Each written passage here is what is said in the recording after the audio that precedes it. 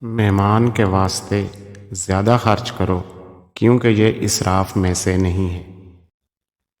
کم کھانا تمام بیماریوں کا علاج ہے اور شکم سیری بیماری کی جڑ ہے۔ جب معدہ بھر جائے تو قوت فکر کمزور پڑ جاتی ہے اور حکمت و دانش کی صلاحیتیں گونگی ہو جاتی ہیں۔ تمہارے واسطے خیر یہی ہے کہ شر سے باز رہو۔ زبان کی حفاظت کرو کیونکہ یہ ایک بہترین فضیلت ہے۔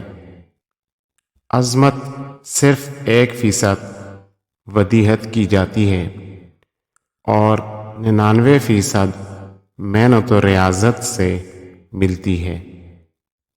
سچائی کی مشعل سے فائدہ اٹھاؤ اور یہ مت دیکھو کہ مشعل بردار کون ہے۔